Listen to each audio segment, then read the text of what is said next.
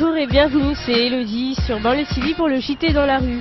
Au sommaire, cette semaine, la libération des otages Hervé Guesquière et Stéphane Taponnier prévue pour Noël. En France, un nouveau concept, les salles de shoot pour toxicomanes. Et enfin, retour sur la polémique autour du film de Rachid Bouchareb, Hors la loi. C'est parti. Revenons sur Stéphane Taponnier et Hervé Guesquière. Ces journalistes seraient bientôt libres, selon les dires de l'amiral Édouard Guillot sur Europe 1. Vendredi dernier, il les aurait eu au téléphone ainsi que leurs ravisseurs. Donc, selon lui, les deux journalistes gardent le moral et pourraient être libérés d'ici Noël prochain. Rappelons que Hervé Guesquière et Stéphane Taponnier ont été kidnappés par des talibans en décembre 2009, alors qu'ils tournaient un reportage au nord-est de Kaboul. Reste à savoir maintenant si le gouvernement français procédera à l'échange des prisonniers afghans exigés par les talibans contre la libération des deux journalistes ou pas. S'il y a toutes les raisons de croire qu'Hervé Guesquière et Stéphane Taponnier reviennent auprès de leur famille, qu'en est-il des otages retenus par la CNI au Niger? Banlieue TV est allé à votre rencontre pour recueillir votre opinion. Je pense que la France, elle veut faire croire qu'elle va bouger, mais il va rien avoir derrière. Comme j'ai lu le journal ce matin, je pense qu'à mon avis, ils sont peut-être déjà morts. Désolé de dire ça. Mais bon, vu comme je suis ancien militaire, je connais un peu comment le principe ça se passe ici et je trouve ça scandaleux. On envoie les Français, on sait très bien qu'à chaque fois il y a des Français qui se font prendre en otage et que... donc pourquoi la question? Pourquoi ils les envoient là-bas alors qu'ils savent à chaque fois qu'il va y avoir un problème? Il y aura toujours des otages comme ça pris dans tous les pays avec des difficultés et on a besoin d'eux, donc ça serait une mauvaise image si la France ne faisait rien. Ils sont obligés dans la mesure où il faut qu'on se tienne informé de toutes ces choses-là.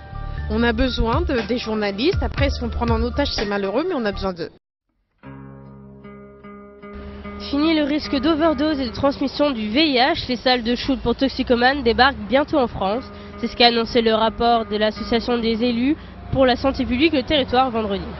Donc ces salles spécialisées permettront donc aux toxicomanes de se shooter en toute sécurité grâce à un personnel médical prévu pour eux.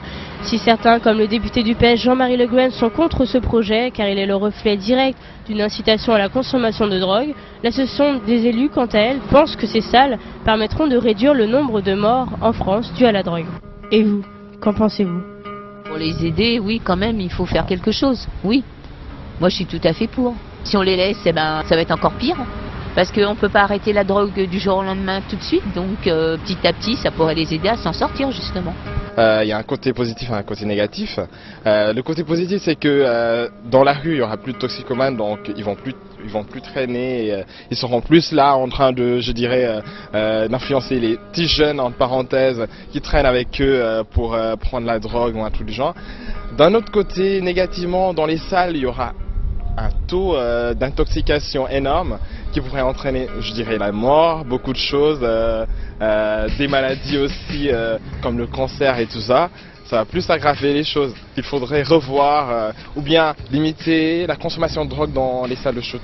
Moi je pense que les salles de shoot c'est bien parce que je ne pense pas que ça augmente la consommation dans le sens où ils ne vendent pas, mais justement ils encouragent une certaine hygiène de vie.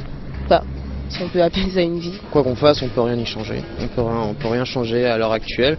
Donc je pense que oui. Non, je suis plutôt pour les salles de shoot. Si les salles de shoot font polémique, Hors la loi, le film de Rachid Bouchareb aussi, bien avant sa sortie en salle mercredi dernier, ce film sur la lutte pour l'indépendance de l'Algérie s'est attiré les foudres des députés du FN et de l'UMP comme Lionel Lucas, mais aussi de l'ancien maire de Nice, Jacques Perrat. En effet, le 21 mai dernier, plus de 1000 manifestants se sont rassemblés à Cannes pour rendre hommage aux soldats français tués pendant la guerre d'Algérie et dénoncer la falsification flagrante de l'histoire à travers Hors la loi, un film dont ils ne connaissent finalement que le scénario. Mais pourquoi ce film a-t-il donc tant fait polémique? C'est ce que nous avons été vérifiés sur place. Moi déjà, je comprends pas pourquoi les gens ils critiquent le film alors qu'ils l'ont pas vu. Puis bon, je pense qu'à partir du moment où le réalisateur décide de prendre ce point de vue-là, il faut le respecter et qu'avant de juger, il faut aller voir le film et qu'après on peut avoir sa propre opinion. Surtout que je pense que la plupart des gens qui ont manifesté n'ont pas forcément connu la colonisation en Algérie ou qui l'ont peut-être pas forcément ressenti comme les Algériens l'ont ressenti à cette époque-là. Donc voilà. Cette polémique ne me choque pas du tout. C'est la conséquence de la guerre d'Algérie. Le FLN, je n'adhère pas à tout ce qu'ils ont fait, d'accord. Simplement, fallait bien que le pays se défende, d'accord. Qu'on parle d'anti-français aujourd'hui, moi je suis complètement pas d'accord. Par contre, il y a 50 ans en France, on parlait d'anti-algériens, d'accord. Octobre 61, 300 Algériens dans la Seine. Donc nous on n'y est pour rien, on a à peine 30 ans, simplement c'est la conséquence de ce qui s'est passé à l'époque. Et aujourd'hui moi ce film ne me choque pas et limite je les remercie d'avoir fait ce film, quoi.